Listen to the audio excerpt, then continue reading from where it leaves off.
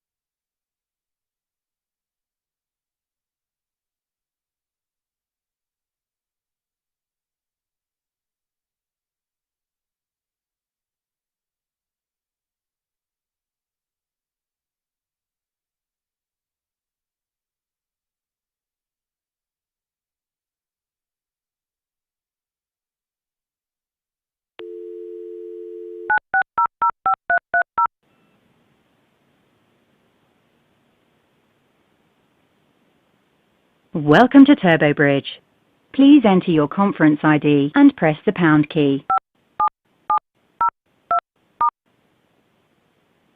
Please enter your host PIN.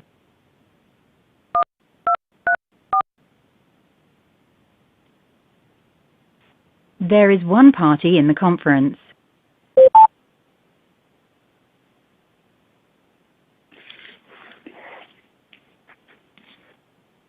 Hello? Hi, Clay. We can hear you. Okay.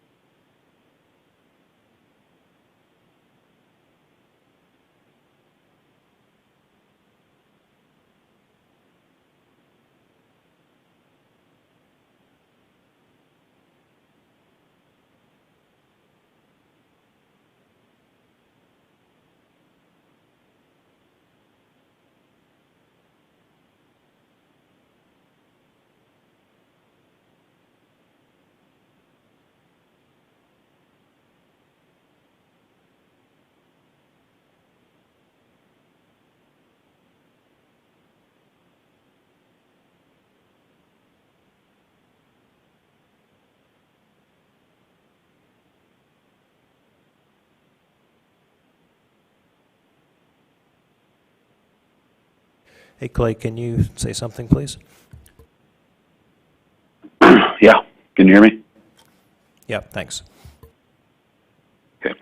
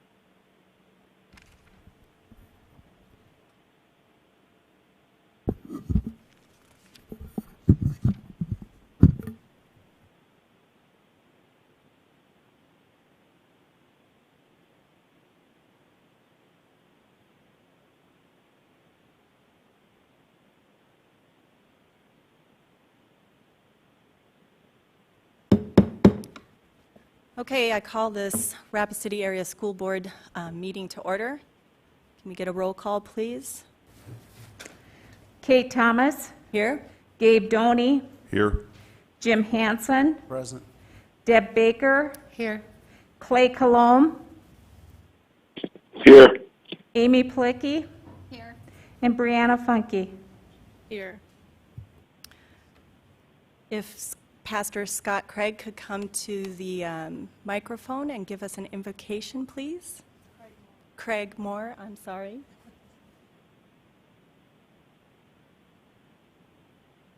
Thank you.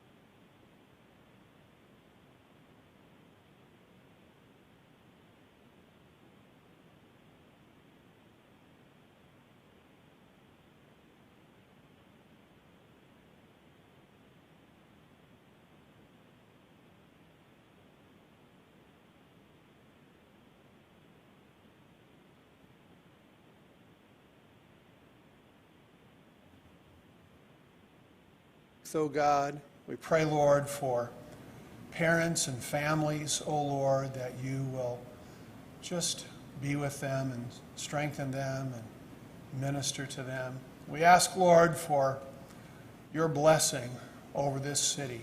God, we declare that this city is yours, that it belongs to you, that you are supreme, that you are exalted in this city. We ask, God, for your Holy Spirit to have your way in this place. We ask, God, for us to be in unity. We ask for your Holy Spirit to guide our words, guide our minds and our thoughts, oh Lord, that we might be able, Lord, to reason together, that we might be able, oh God, to be pleasing, Lord, to you, and be able to leave this place knowing, God, that we've accomplished something great. In Jesus' name we pray. Amen. Amen. If you'll stand with me to say the pledge, please. I pledge allegiance to the flag of the United States of America and to the republic for which it stands, one nation, under God, indivisible, with liberty and justice for all.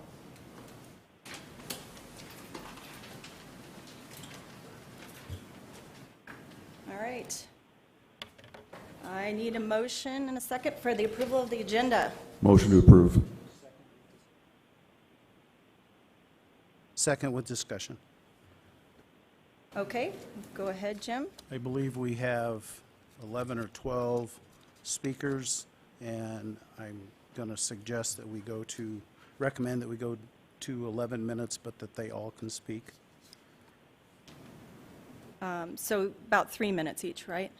Okay. So that's a motion, because we need a vote on that, right? Yes. Yes, ma'am. Second. Gabe, second. All those in favor to make 3 minutes for each speaker? Well, No. we need a roll call. Kate Thomas, Yes. Gabe, Yes. Jim, Yes. Amy, Yes. Clay, Yes. Deb, Yes. Brianna. Yes. Now on the original motion, please. Kate, Yes. Gabe, Yes. Jim, Amy, Clay, Yes.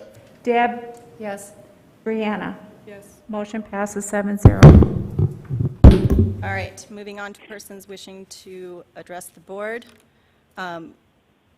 We do have one up here, and I don't see the person here, so I will not be letting that person speak. They weren't here before the meeting started, and so I don't have their signature. Again, no harassments. Anybody that has a complaint against any particular person within the school district needs to be addressed at the school building, not here. And we will start with Florence Thompson.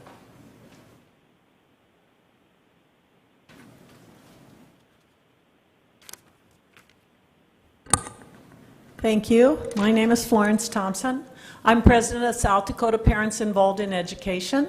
I'm also a retired school psychologist with over 40 years experience in the schools as a psychologist.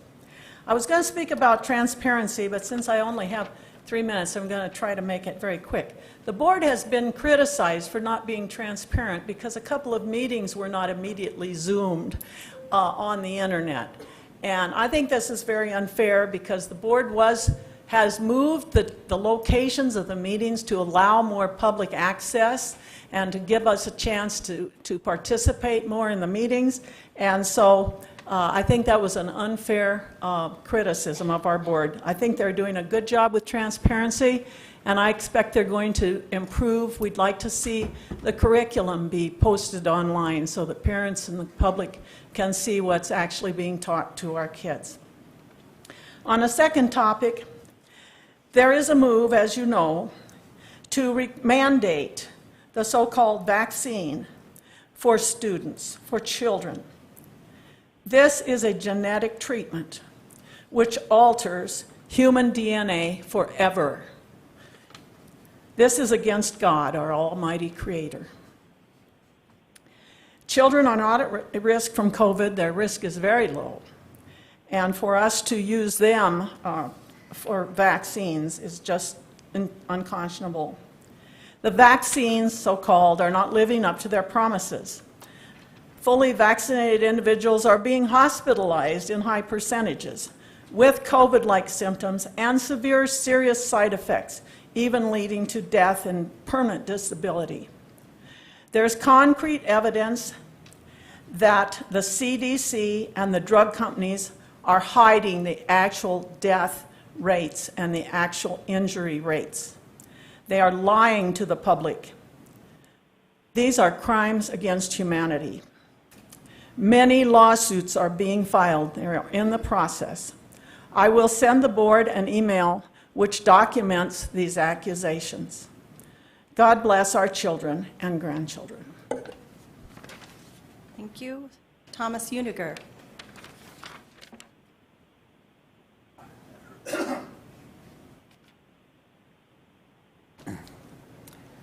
I want to thank you for allowing us to speak this evening. And I want to thank all the members of the school board for their service to this community.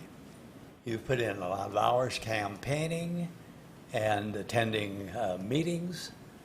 You've been away from your families, and you've endured criticism. And I want you to know that there are many of us that appreciate what you're doing, and thank you. The voters of Rapid City decided in the last election that they wanted a change in direction for the education of their children. It was a resounding call for a return to basic education, reading, writing, and arithmetic.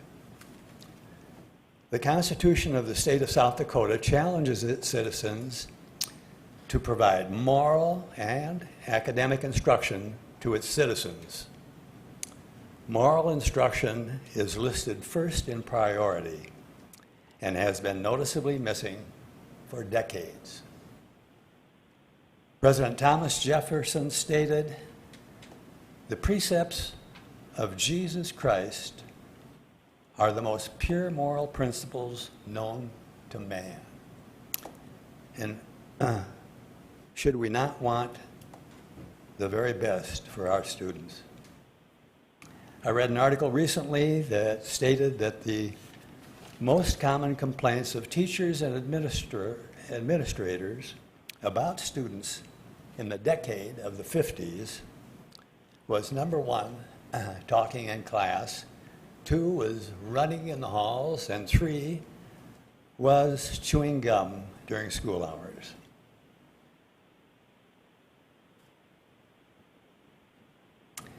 It was a time of relative innocence. This was a time in our history when the 10 Commandments adorned every classroom and school prayer was a daily honoring of our Creator. It was a time when teachers were respected in the classroom and students prospered. I would ask you as a group to study these issues and establish a curriculum that restores morals and education to the classroom. We can do much better. You've taken the first step towards restoration, and the road is going to be bumpy, but I encourage you to hang in there. 3 minutes, sir. Pardon? That's 3 minutes. Thank you. God bless you. Thank you. Ed Manzano.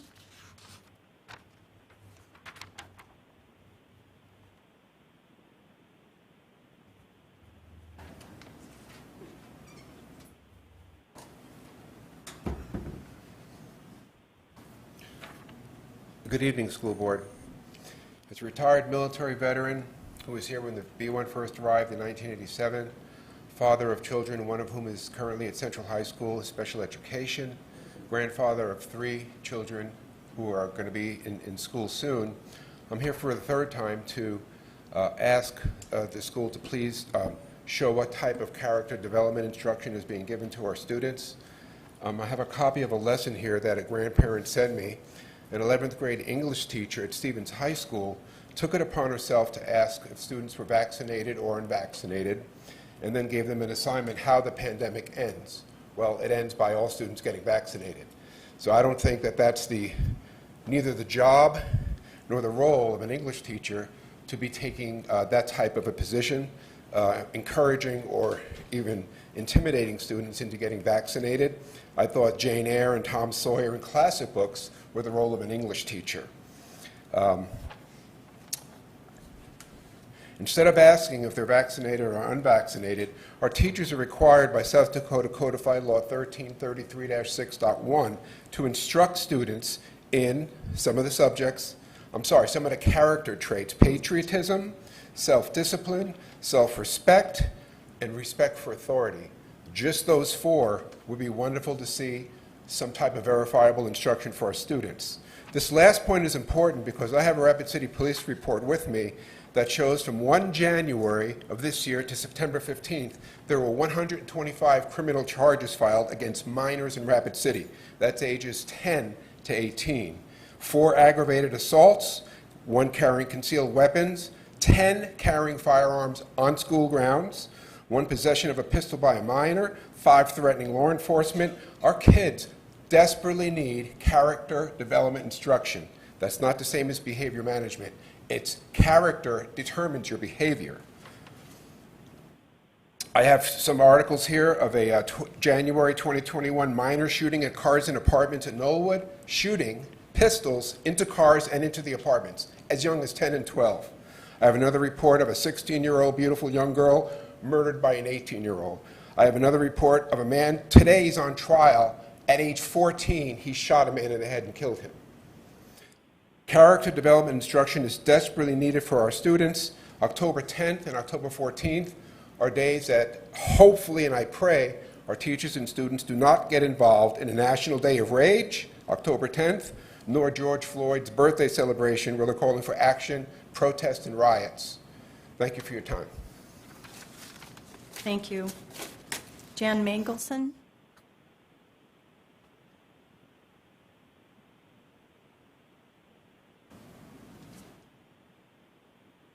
My name is Jan Mangelson. I have 2 daughters that have gone through RCAS and are now both teachers in this system. I also have grandchildren in the system. Obviously, I support public education. It is only this year that I've been attending school board meetings. I appreciate the public comment section, but I wonder how the speakers are chosen. It seems coincidental that the same speakers speak at every single meeting. It also appears that comments are made, questions asked, but never any response from the board. So exactly what is the purpose of public comment? I'm 72 years old, so your lack of COVID mitigation measures has put me and my husband at risk. Also, could you explain the government strings that are attached to the grants that you deny? Thank you. Thank you. Tanchi Weaver?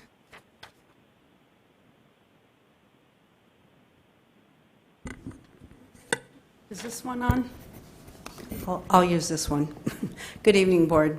The topic of grants just came up, and that is really what I wanted to talk about in a general sense. I see on your agenda tonight, item 9B, the Michael and Susan Dill grant, as an example of what I'm going to discuss. There are a lot of granting organizations. And I think it's very important that when you apply for a grant or someone brings a grant to you to apply for, that you do a deep dive into what kind of organizations they also are involved with. The granting organizations always have a noble sounding goal, like improving attendance or whatever. But the reason they want to give money to the schools is because the schools have something they value, and that is data. Data is the coin of the realm. And the data that schools have access to is generally protected private information of the students.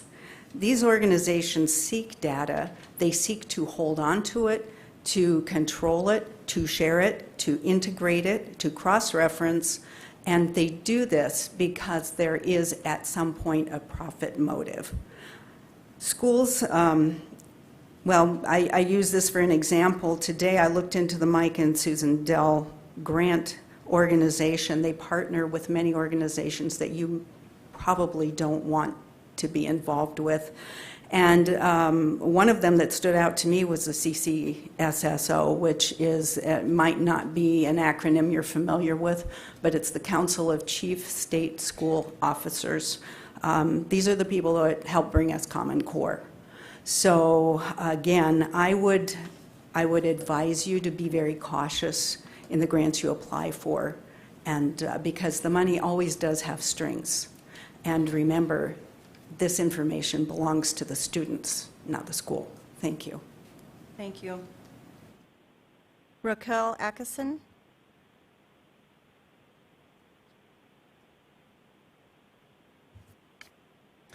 My name is Raquel Akison, and by now I would hope that you know me as Rocky. I'm back again to address the board because I continue to face more issues and concerns each day of this school year, and I've seen little to no action from this board. Last meeting, when I spoke, I attempted to make the community aware of the things that I'm not allowed to do with students per the back-to-school plan that this board voted in. I was hopeful I would get somewhere, as the president requested that administration reach out to me about what I could and could not do to mitigate the spread of contagious diseases. I have not heard from anyone.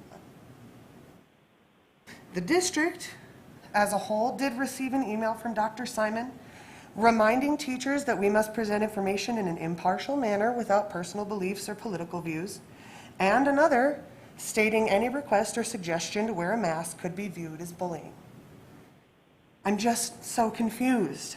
When did we stop teaching ethics in schools? When did we stop teaching students about community and compassion? While there was approval to increase substitute pay for this school year, we still cannot get people to come in. Who would want to?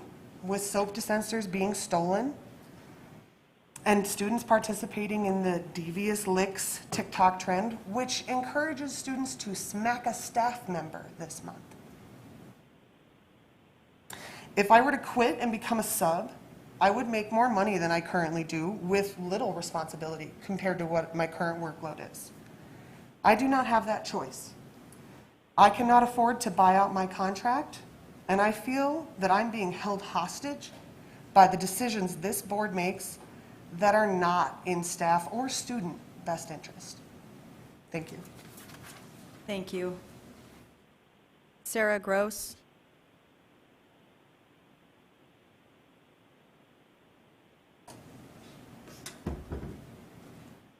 Hi, Board. Thank you for hearing me. My name is Sarah Gross, and I'm a longtime Rapid City resident and a veteran teacher. I have 2 wonderful babies that are in kindergarten and 2nd grade, and I, like Rocky, feel like I was pushed into a swamp this year. It's been a really challenging year because there's no mitigation, and I feel very trapped.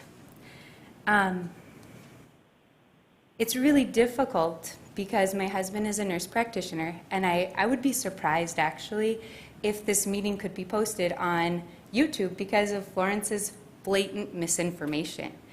That we are in a situation where there are things we can do. Beyond that, I feel as though public schools are the foundation, like other speakers.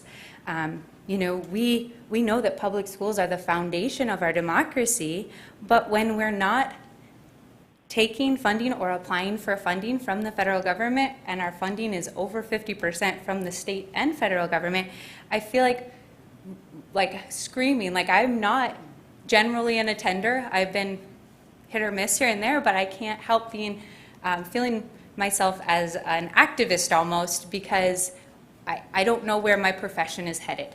I'm going to graduate this month probably with, well, not probably, I'm working towards my doctoral degree. I'm a national board certified teacher, and I almost quit on August 9th.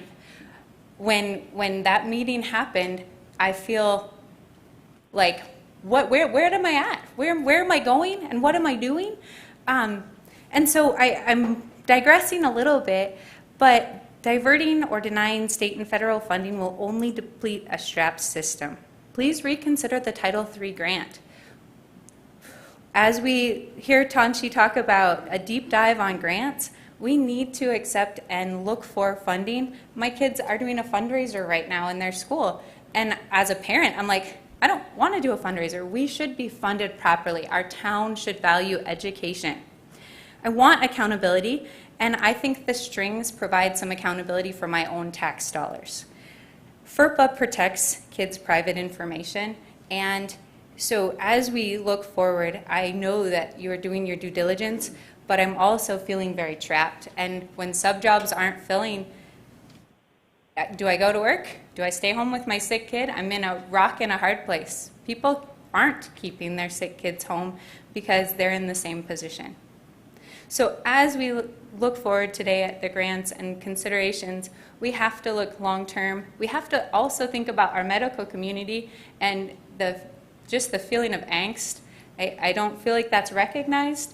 What happened at the last couple staff meetings or school board meetings has affected our community so deeply that I hope that you can think long-term about funding and for each and every kid in our district.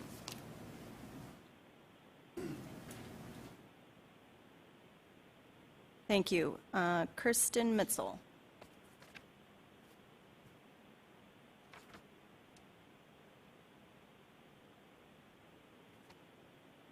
Good evening, board. Thank you for being here and putting up with us and dealing with this crazy situation that we're in. There's a few things that are concerning to me, which is why I keep showing up to every single meeting. It is important. You're going to see the same faces because we're passionate about why we're here, and we care about the kids, and we want the best education possible for them. Along those lines, I did want to talk about the various grants that we are addressing. Tanchi mentioned the Dell Foundation, so I believe you've gotten enough on that. But I would like to discuss the American Rescue Plan and its requirements. So with that, it's tied to the ESSER funds, and it does require certain reporting. One of those is an MO equity report that we have to submit that was recently signed in September, past the due date, so I'm presuming that they had requested an extension to the October 15th final deadline. I'm just concerned as to what we have to report to receive these funds. It's a lot of money, and I can understand that we definitely need it. Our schools need it, our children need it, but at what cost? So I'll just leave you with that. Thank you. Thank you. Tanya Winter.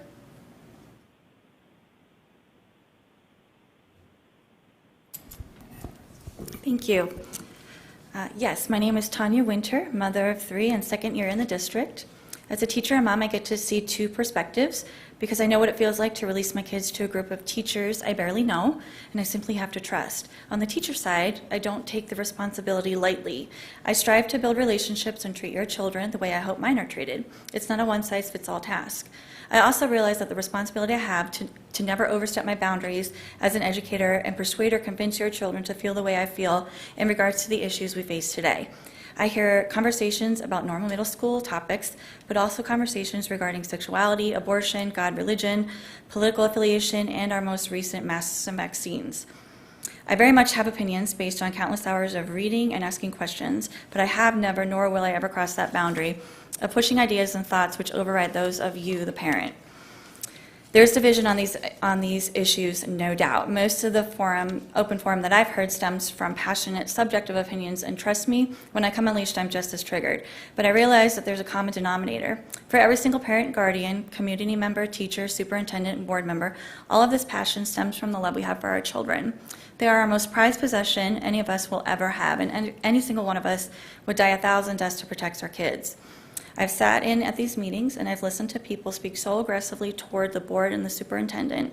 They've been called murderers and uncaring agenda pushers. I ask you to please consider what you're asking of these individuals. We have a very new situation and a very flawed system. School boards and education was not and is not the place to be asking for or pushing for medical advice, especially when it's being enforced on our most prized possessions. This past week, the Secretary of Education was asked if parents are the primary stakeholders of their child's education. He was asked repeatedly, and each time he would not respond, but rather skirted around the issue. Last week in California on Friday, they announced that they will require COVID vaccines for all 12 to 17-year-olds once fully FDA approved. Last October, D.C. Council passed a law which children 11 years and older can consent to vaccines, and this can be concealed from the parents. This board realizes the importance of your parental rights as well as mine. You, the parent, can talk to your doctor, do your research, and you, as the primary stakeholder in all aspects of your child's life, can choose what's best for your child. Parents who mask are not evil. Parents who don't mask are not evil. Again, not a one-size-fits-all scenario. I made a choice for my kids based on my doctor's advice and my assessment, or my discernment as a mother. That should be respected. Mother to mother and parent to parent, we need to unite and support each other. And as a teacher, I respect these wishes as well. I can't continue to let a piece of cloth divide. There's so much more coming to separate and divide, and South Dakota is not exempt from any of this. I choose to continue to support my neighbors and these kids and continue to fight for the rights of parents to make choices for their kids. And I support this group of individuals who willingly leave the parenting where it belongs. Please let them get back to focusing on education. There's so much that needs to be done. Thank you. Thank you. Donna Robinson.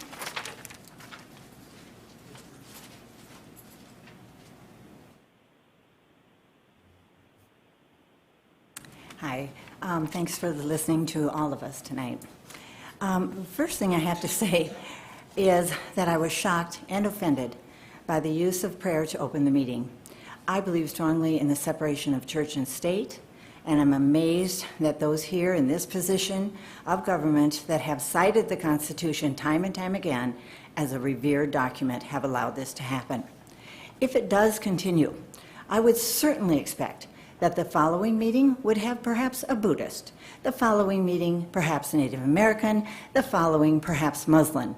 If you are going to allow a blatant use of religious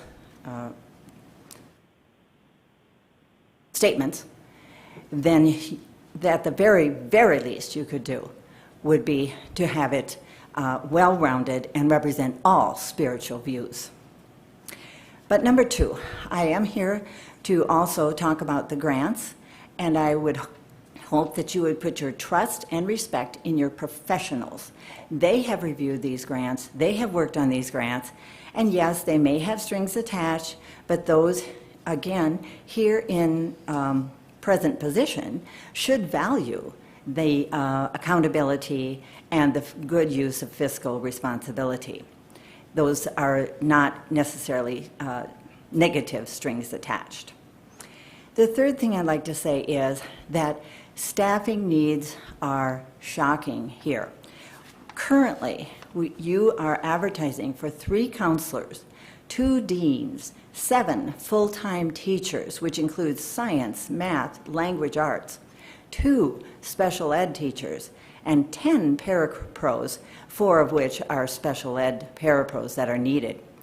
These teachers are not only needed to teach our students, these teachers are needed to prevent us from falling into legal liability, especially when students who have IEPs are required to have parapros, when our special ed students are not getting the professional care that they deserve. I understand that the teacher openings at Stevens have forced the math and science teachers to take unusual loads of students into their classrooms. And this cannot be good for many reasons. The spread of COVID, the professional delivery of classwork, the overwork of teachers. It's unfair to those teachers that have to take these extended amounts of classes. So I realize that the school currently has a lot of problems and currently has some heavy decisions to make. But I guess that's what you signed up for. 3 minutes, ma'am. Thank you. Samantha McCulley.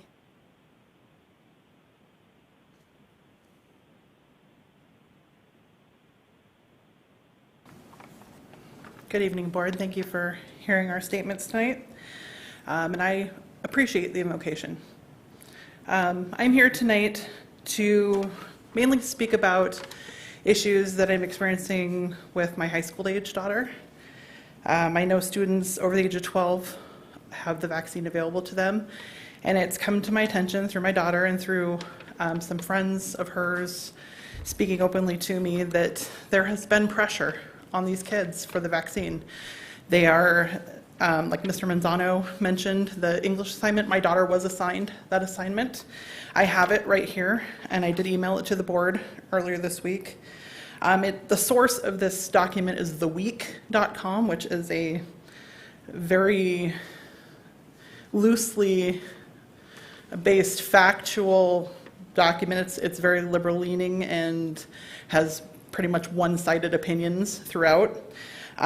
Throughout this entire assignment, it asks them, open-ended questions regarding, how do we get rid of this? Well, vaccines are the reason. This is the only way we can do this. Is herd immunity possible? Well, maybe, maybe not. Depends on how many people get the vaccine. You see my point here. Over and over again, it's pushing the vaccine, pushing the vaccine. Nowhere in here does it mention anything about natural immunity. Nowhere in here does it mention anything about scientific notation or documentation. This is not a medical document. It's an opinion piece, and it's being presented to these kids as fact. And it is not the first time that she has been presented with something asking her, her views on the vaccine or if she should get the vaccine, etc. She had a class ask to have their hands raised if they'd had the vaccine, and don't worry, you don't have to answer, you don't have to raise your hand if you don't want to. Well, you can infer the answers by who does willingly raise their hand and then those that don't. I just wonder to myself, what is the point of this? What does this have to do in school? This is not their business. This is medical personal information, and it's not required, and it's none of their business. And I'm concerned that this is a backdoor way of continuing to push this on our students that are, very malleable at this point in their life and easily guided by the people that are talking to them day after day. Yes, as parents, we do make our concerns noted, and my daughter knows exactly how we feel about it and why. And it is a medically based theory for us. So we just ask that the teachers keep it to what they're supposed to be teaching. This is an English class. It has nothing to do with the vaccine, and I'd like it to keep it that way. Thank you. Thank you. That is the end of public comment. Some of these we will be following back up. I just want to make a comment earlier about the teacher that wasn't getting some answers. There is an email in form. However, it's not the board that needs to be telling these people what they can and cannot do within the classroom. They need to go to their principal, they need to go to the administration. And then, if it's not being addressed by that point, then it gets addressed from the superintendent to us. So we will be following back up with some of these comments. And then we will go on to our sharing of success. Dr. Simon. Thank you, President Thomas. It is truly my pleasure to welcome and introduce Pinedale Principal Chip Franke. He and some of his staff are here to be recognized tonight.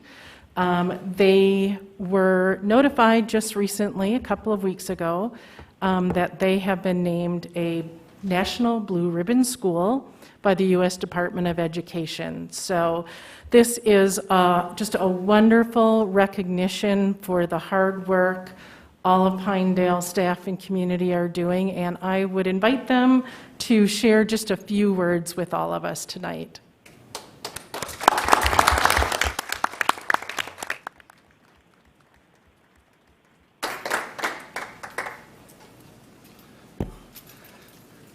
I'll use this microphone here. For those of you that don't know me, my name is Chip Franke, and I'm enjoying my 4th year at Pinedale Elementary. With me tonight, so that I don't forget all this, is a few staff members here. I have Miss Emily B. Hildelzer, she's our IMS teacher.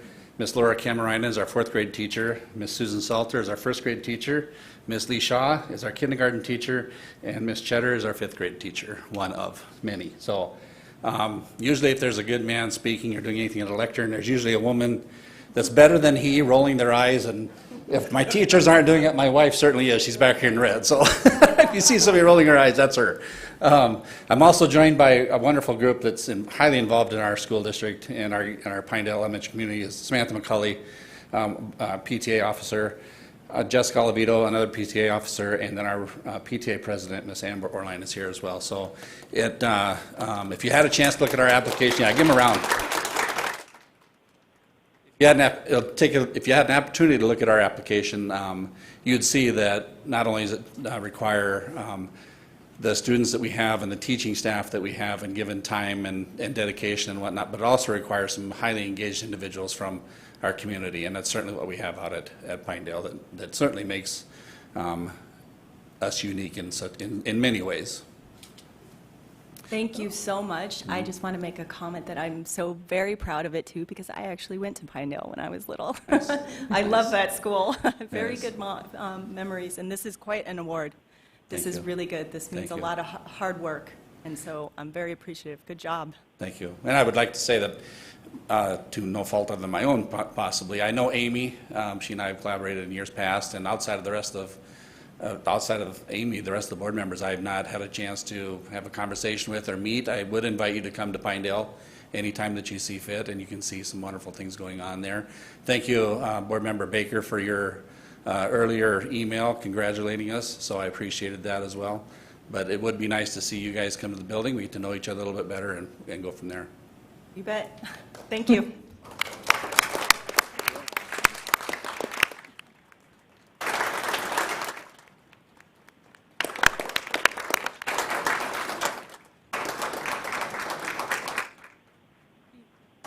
Before you all sit down, may I ask you all to come up front so that Katie Urban can get a picture of all of you. If you can come up here in front of the dais, board members, I would invite you to come down and join the photo too.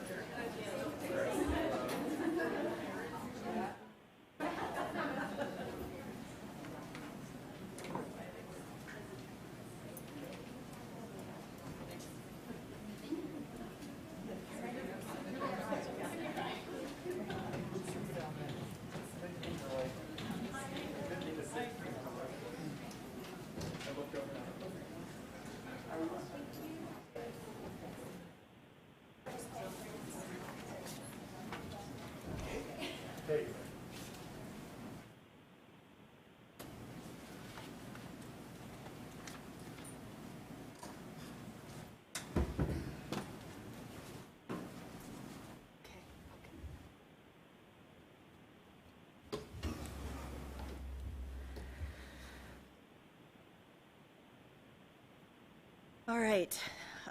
Number 7, conflicts of interest. I didn't have any turned into me, so on to 8, approval of the consent agenda. Is there anything that anybody wants removed? Are we removing A, KDD, Yes. media relations policy? All right, motion and a second to, So moved. Second. and we'll remove A. So B through R, hearing nothing else. We need a roll call on that. Kate, Yes. Gabe, Yes. Jim, Yes. Amy, Yes. Clay, Yes. Deb, Yes. Brianna. Yes. Motion passes 7-0. All right, on to A. I need a motion and a second to approve. So moved. Gabe, second. Did you hear that, Shirley? Okay.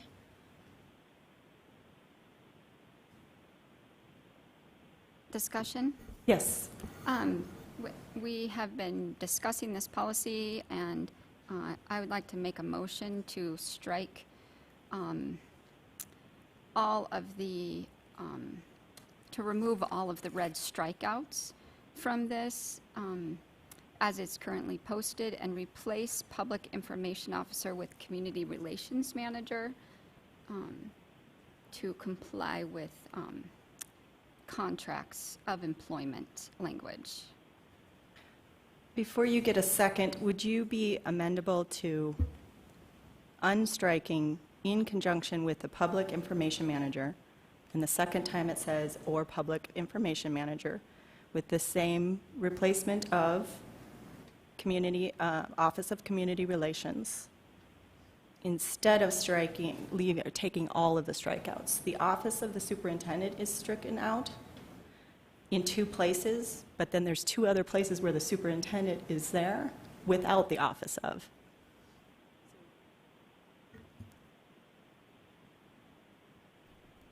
You would like to leave the language office of the superintendent?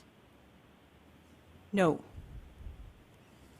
Clarify what you'd like to change. So then. leave that as stricken as it is.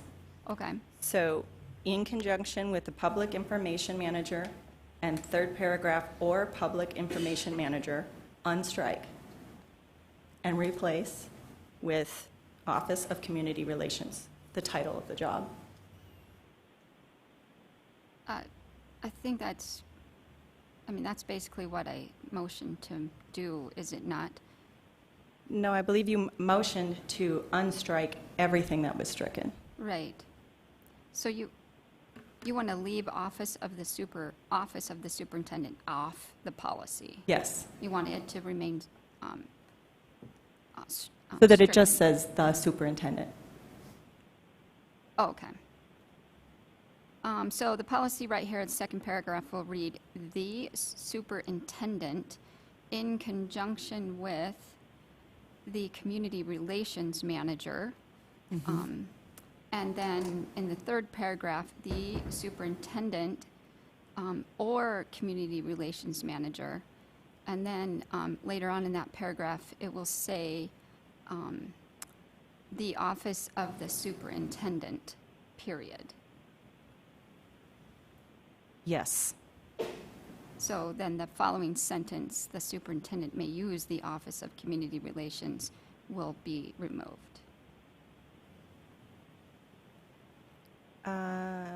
No. You'd like that sentence That to be there, but sentence you would stays, yeah. just like that to Yeah. be community relations manager. So basically, we're just not striking out in conjunction with the, and then changing the title to the actual job title.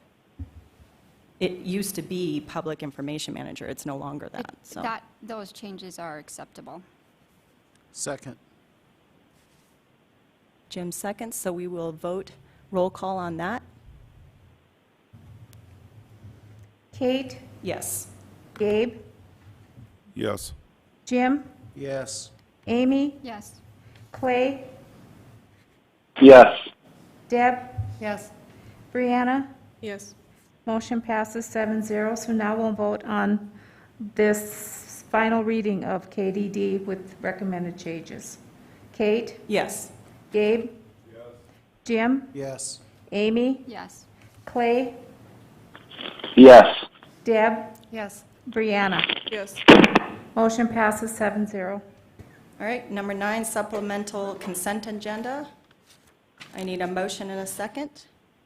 So moved. Amy seconded. Anyone want anything pulled or discussion? Seeing none? I do have a question. Okay, go ahead. As far as my understanding, under number C, the MOU with the city to use these council chambers, that can be ended any month by either of the party. I would refer to Dr. Simon on that. It does seem to read that way.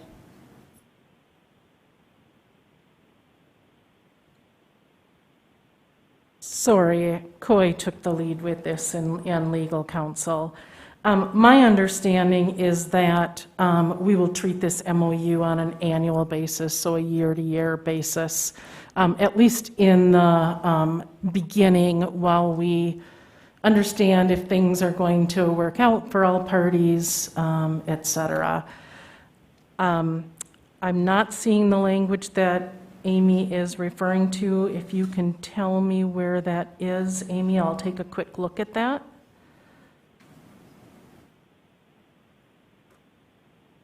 Section 11. around so. Section 11. Yes, under this agreement, that would be the case. And I think that is really just standard legal language that protects both parties in case there is some sort of conflict or situation that cannot be resolved. As I understand it from talking to legal counsel, this is a pretty straightforward contract, and Director Sassy concurred with that. It looks like it can be terminated with 30 days written notice, so there's at least a 30-day notice. That sounds... The reason why I asked that is, I know we're trying to be more transparent and we are looking at some safety issues, but traditionally, the attendance at our board meeting is very sparse, and so if we revert back to that tradition, it seems it seems like spending $10,000 to use this facility when we have an adequate facility under those circumstances, that we would just want to reevaluate that. So it's nice to see it's in the contract. Yep. Any other discussion on A, B, or C? Seeing none, roll call vote. I didn't get a motion in a second. Yes. Yes. Jim and I Amy. motioned. I'm sorry, I missed that. Jim and Amy? Yep. Okay, my apologies. Kate? Yes. Gabe? Yes. Jim? Yes. Amy? Yes. Clay? Yes. Deb? Yes. Brianna? Yes. Motion passes 7-0. All right, moving on to 10, reports of the superintendent. A, Coy is not here, but this is a financial review that we've gotten several times. Was there anything anybody had any questions? Make a motion to accept. I don't think so, because these are just reports. Information items, basically. I would just have some comments on it. I mean, as we're looking at our budget, I mean, this report basically says that the budget is a little messy this year and last year because of the CARES funding and the ESSER funding that we've received from the federal government because of the pandemic. But that our general fund is still somewhat taxed because of our declining enrollment. We chose to not address that this year because of kind of everything that was still going on with the pandemic and not being sure if we were going to have increased enrollment or not. But as we receive our enrollment report and begin to look at what our numbers are, our state funding is based on enrollment numbers. And as our numbers have been going down, we have been losing funding, and we'll need to address that in our budget. Even though, I mean, the budget looks really good because of the additional revenue and the CARES and the ESSER grants, I think there are a lot of pressures on our budget right now, including that declining enrollment, some inflationary pressures on our wages. And so as we start to meet as a financial committee, we need to really look at those pressures and decide what our goals as a school board and as a community are moving forward. And those will be some pretty serious conversations, I think. Yeah, I would agree. All right, moving on to B, Fall 21-22 Acadians Report. Valerie.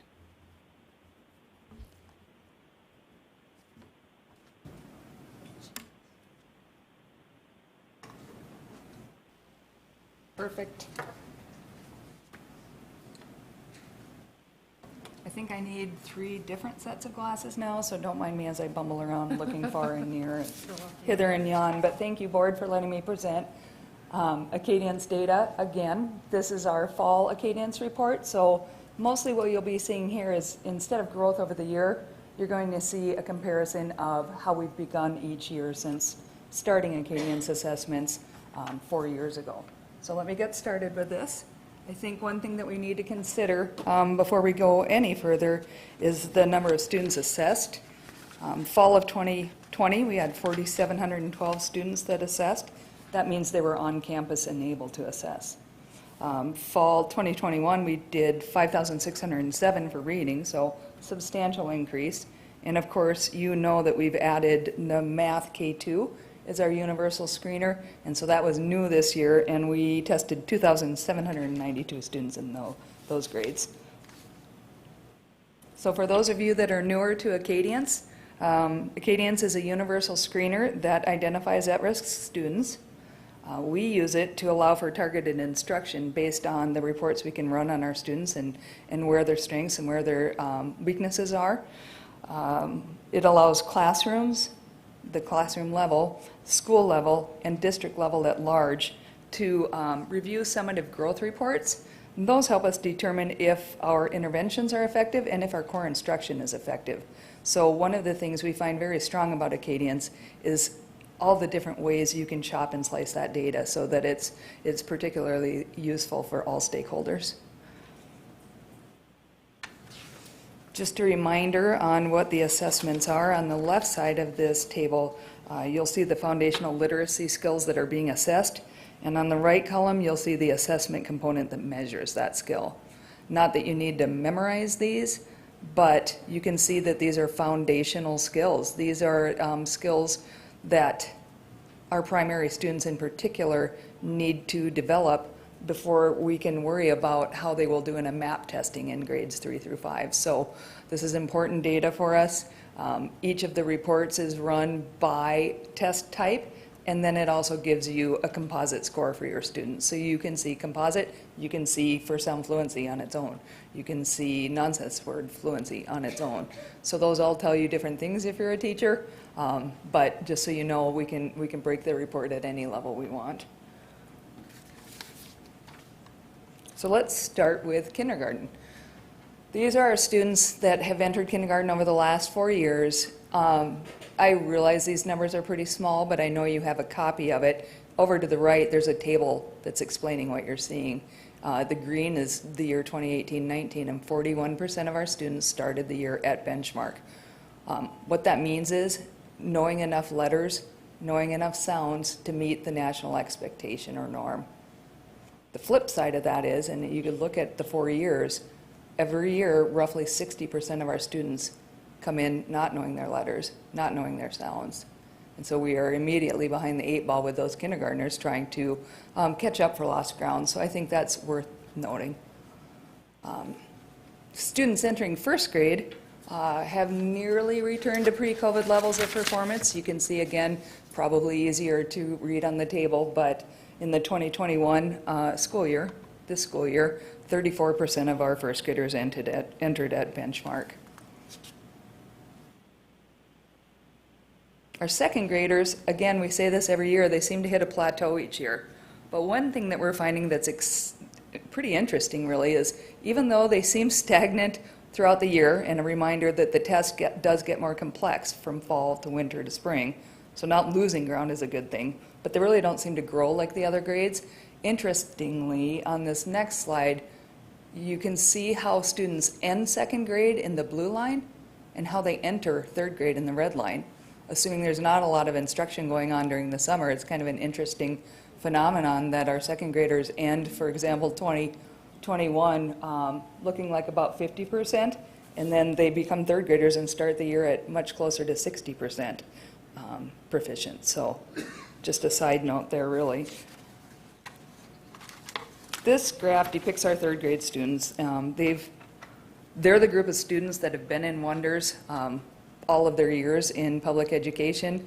They've also been assessed with Acadians all of their years if they've been in Rapid City area schools. Even with the COVID dip, these students are still outperforming all the previous years, and you can see that 21, 22, they entered this year at 50% at benchmark. We've not seen that number that high yet, so we're pretty happy with that, all things considered, over the last couple of years. Our fourth grade students are within 3% of the start of the year before COVID. They are not showing a summer slide, but they're not showing the growth of third grade either, so worth considering as well. Our fifth graders performed exactly the same as last year, but it's still 8% higher than when we first implemented Acadians 4 years ago, so that's good growth. It needs to continue.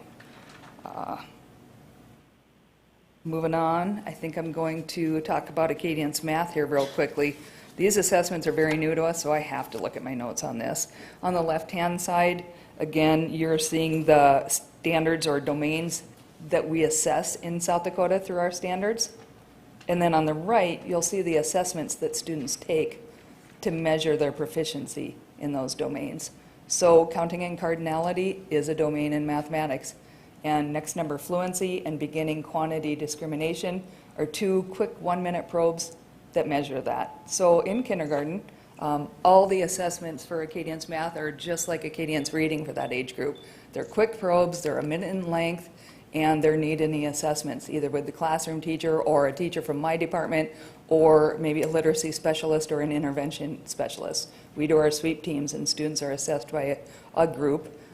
But those are one-on-one assessments. One of the questions asked originally was about, could you not do this with something on the computer like MAP?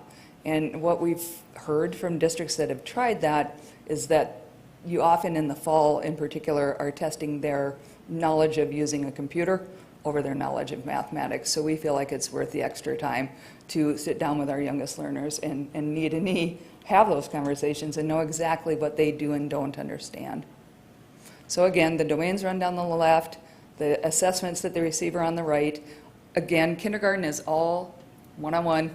We help support that for our K teachers, kinder teachers, and have good team processes for that. Once you get to first grade, it looks like they have a ton of assessments, but they drop off after the first fall run. So some of those, like next number fluency and number ID fluency, they just repeat those to see if they kept their skills from kindergarten. Then they drop off by winter and they don't come back in the spring. So first grade is heavy there in the fall, and then it weans off.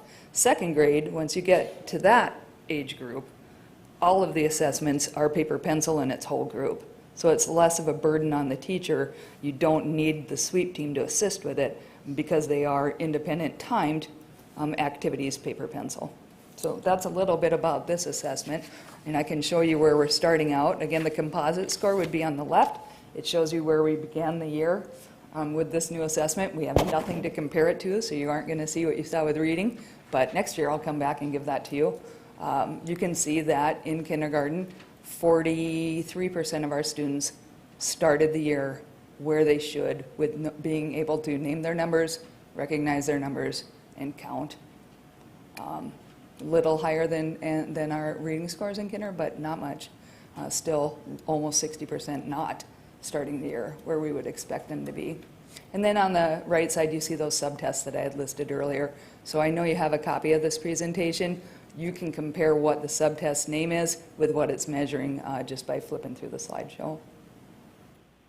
So on the left, I said first grade looks really heavy. The 3 starred items on the left, number ID, number fluency, 2 stars on the left, they're only administered in the fall. Then they come down to just computation, advanced quantity discrimination, and missing number fluency. The computation test in first grade is paper pencil, so they get an opportunity to practice what they'll do in second grade. The other 2 are still one-on-one. Whoops, going the wrong way. As you get to second grade, all paper pencil, you can see that beginning second grade, 37% of our students are where we expected or should be expecting them to be. 910 students were assessed, so on.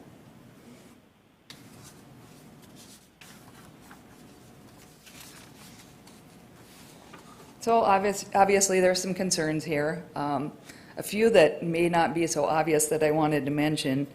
We're all aware of the sub shortage, and you heard it from some of our speakers tonight, but one of the things that maybe isn't mentioned as often, other than the strain on the system and the teachers themselves, is that in the elementaries, typically unfilled classrooms positions, our intervention strategists and our literacy teachers fill those roles because they don't have an assigned group of students. So it logically makes sense that they can fill in a 3rd grade or a 5th grade classroom.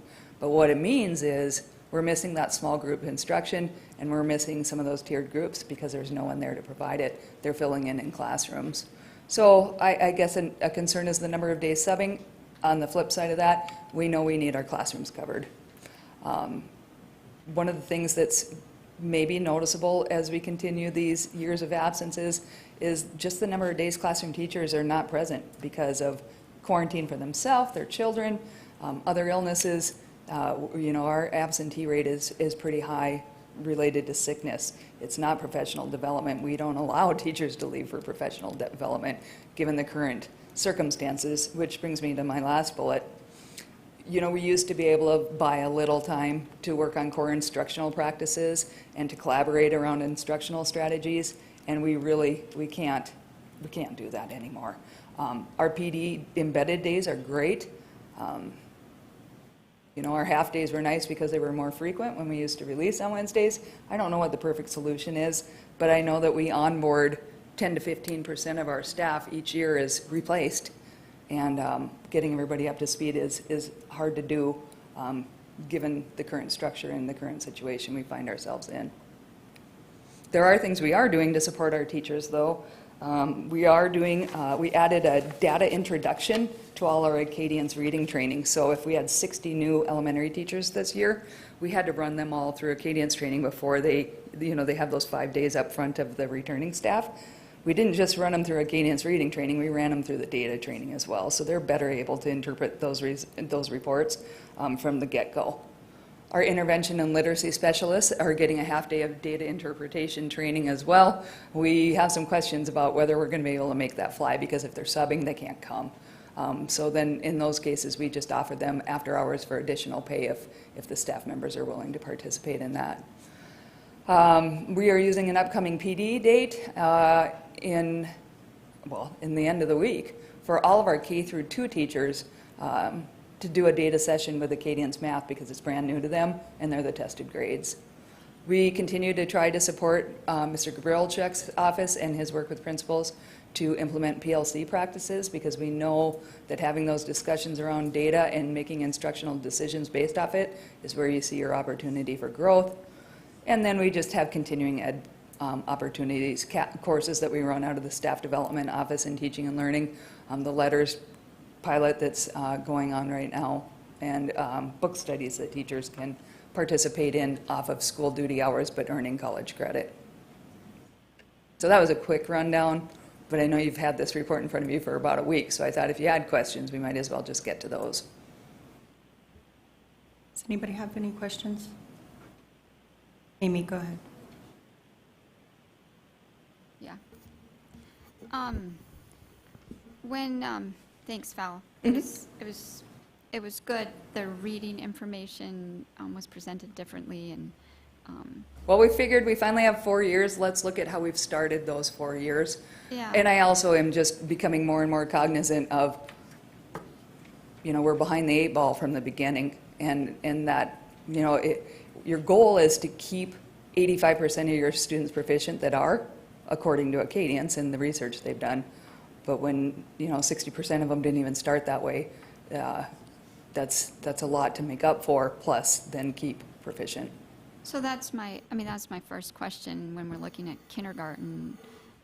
That benchmark is an average of all the students in the district Of all the kindergartners that tested, yes. That tested. And last year, there would have been fewer kindergartners because we did not do Acadians testing if they were remote learners or if they homeschooled, obviously. So can this data be broken down any differently besides just overall average? Can we look at socioeconomic status? Can we look at race, male, female? Can we look at it differently? We can do gender, we can do ethnicity, we cannot do socioeconomic. Okay. And you have individual school data, so we could break it down into Title I schools, not Title I schools. The reason why I'm asking that is, To see if a disparity exists? I'm sure a disparity exists. I don't think we need to look at the data to see that, but what I want to know is if we're making up that year and a half's worth of growth, which it doesn't look like we are, when can we expect it? Not necessarily in first or second grade, but in the upper grades, third, fourth, and fifth grade, we should see that disparity shrinking and growth. There are hints of, our third grade and our fifth grade are our shining lights right now in growth over the last 4 years. Whether that's related to everything we're doing or just certain components of what we're doing. We switched a lot of things up 4 years ago when we adopted these materials, different assessments and different intervention materials like the 95% group materials. So there's a lot of moving parts there. So when you bring us the January report, can you look at some of that disaggregated data and bring that to us, and so we can see if we're giving the right supports in the right place, or if we need to reevaluate those supports? Yes, and I'll visit with Dr. Simon about her thoughts on that. I think if it's non-title and title lumped together versus individual schools, that's far more appropriate. Yeah. Because you can, some of our little schools, you can kind of begin to identify teachers. Yeah. Otherwise. But I think you can disaggregate it a little bit more without identifying, and that would help us to really see. Because what I can see is we are not making progress on reading by third grade at a proficient level. And yes, that is because they're starting way behind. So then where are we making up? So, I have a few more questions too, but. I definitely have a lot of questions, although I think I will email and then, because there's a number of different complex things going on here. So that's what I'm going to do, but I would think it'd be important to bring this to a study session where we can actually vet this out, and you wouldn't have to, run it through so fast, because I think this is the core of what we do up here to making sure that these kids achieve.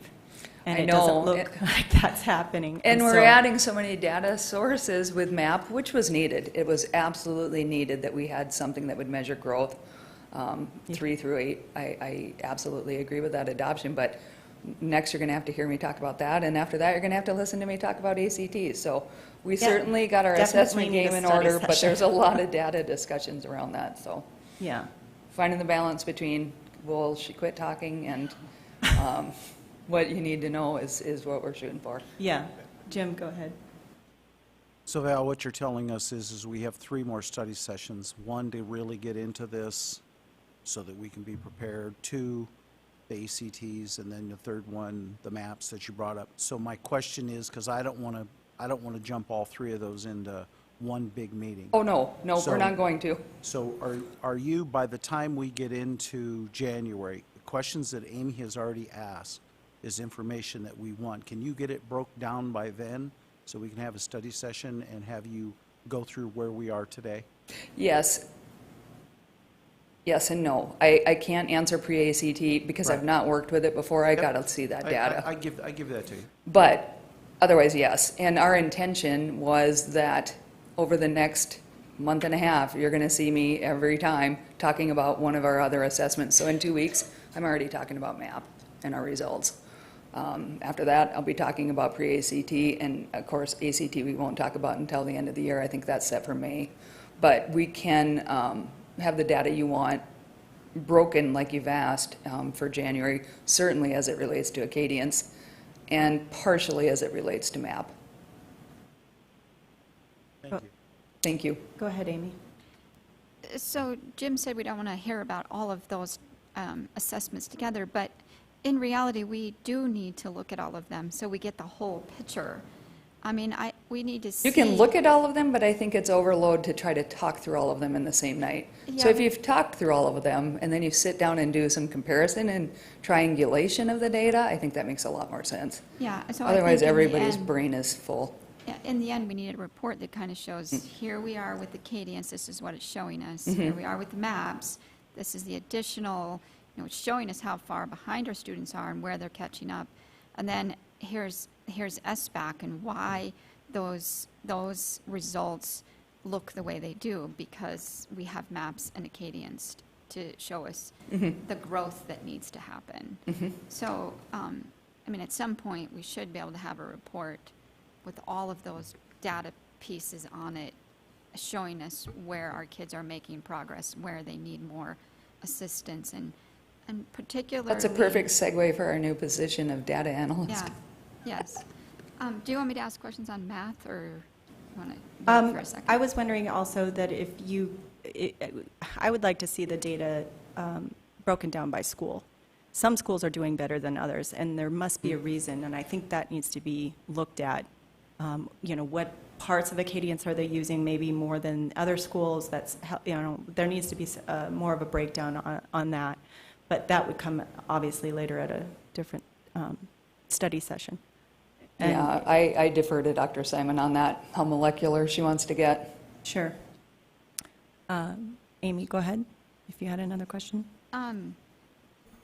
I just have a question. When we're looking at this first benchmark in reading and in math, like the first graders are coming in and, I don't know what you said, 40% of them are meeting the benchmark. So it's the same as what they were in kindergarten, right? Right, and so they haven't lost anything. Is that measuring what they're supposed to be learning in first grade? So we're testing them on all the knowledge they're supposed to have in first grade, and they're showing us that they're only at 40%, or? Well, it's certainly not all the knowledge, because if you look at our ELA standards, Acadians doesn't begin to address all of those. That's more of a map. But as far as early reading skills go and basic comprehension at the upper grades, it does measure that, but it raises the bar for what is proficient at each portion of the year. Because students should be able to do more at the end of kinder, and clearly they do by leaps and bounds than where they started. But the benchmark is just measuring where they should be at the beginning of the year. Then it's going to be increased for the middle of the year. Mm-hmm. Okay, I just wanted to clarify that. So 40%, if they're still 40% proficient in kinder at winter, okay, they haven't grown, but at the same time they have, because the assessment rose to the challenge level. Right. So then my last question is you said we're not able to collaborate on instructional practices, and we're not really able to mentor the new teachers as well as we need to. Is that this year, last year is kind of a pandemic-related thing? Mhm. So when we're not in the pandemic and Oh, we're yeah, fully absolutely. staffed, do we have enough time for mentoring, for PLC, Mm-hmm. for the principals to act in their instructional leadership role and mentor the teachers. We have enough time and staff to do that. Yes, and you nailed it with elementary in particular, which is what we're talking about. Grade level teams is the perfect vehicle for that work. But sometimes you have to pull at least some leaders from the 15 schools to share some common information, or we have 15 different tracks we're going on. Oh. So what can we do to support the staff now? Because we don't know when the situation is going to be relieved. But I guess we need the anytime you see a students. teacher, say thank you. 'Cause Well, I don't know that that will help. I mean, it will. yeah, but- I don't have an answer to that. Okay. We just don't have enough staff. Thank you. Any more discussion? All right. Dr. Simon, go ahead. Thank you, President Thomas. Very quickly, I think bringing fall to winter results in terms of how much growth have we seen to a study session is a really great idea. I do just want to point out, and we'll have data at that time, but I think it's worth noting. In the first 6 weeks of school, we've had 951 COVID cases in 6 weeks. The entire last school year, we had 1,256-ish cases. In the first 6 weeks, we have 75% the amount of COVID cases that we had the entire last school year. And I think that's an important note for the board to understand, because we have tons and tons and tons of student absenteeism right now. And that is very definitely going to impact our student learning. So when we get closer to preparing those more in-depth, broken down reports, we will also make sure that we are quantifying the number of hours and days of lost instructional time as well. Okay, thank you. C, policy JHCDE, administration of medical cannabis to qualifying students. Because of the new law, we are having to come up with a policy for this. Who wants to take this, Dr. Simon? I'm happy.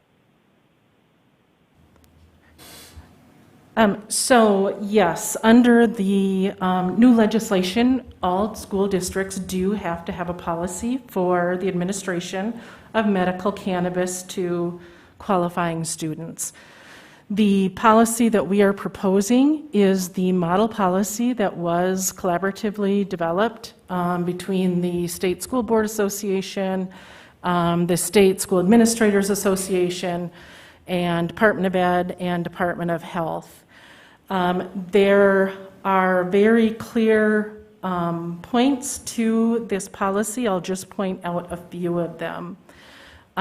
First of all, with this proposed policy, any student that qualifies and has a valid registry identification card under the law may have their medical cannabis administered at school. However, the parent or guardian of the student needs to complete the exhibit form and needs to inform the school district of who is going to be the person, whether it's the parent themselves or whether or not they're identifying some other caregiver. That person must bring the medical cannabis with them to school, administer it to the student in the health office, and then take the medical cannabis back home.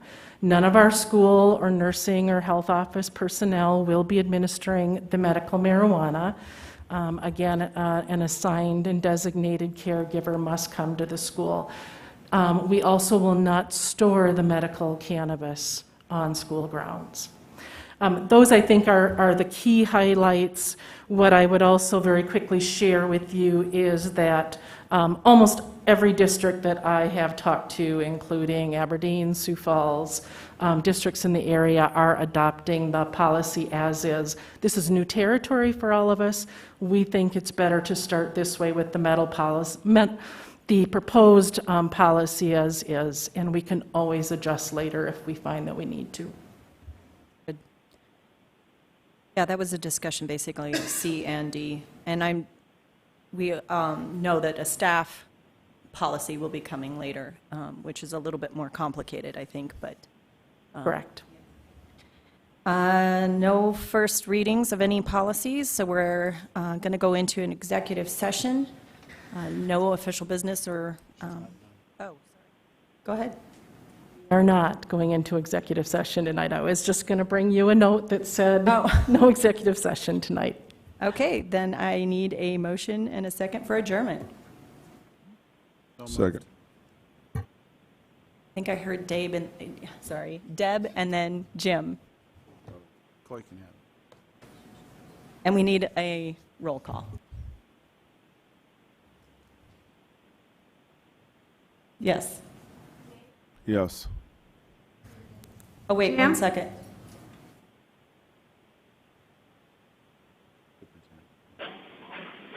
Oh, E, so, sorry, I didn't even see that. Superintendent, it wasn't in red. It's the only one not in red. It's not highlighted. Go ahead, Dr. Thank Simon. you, President Thomas.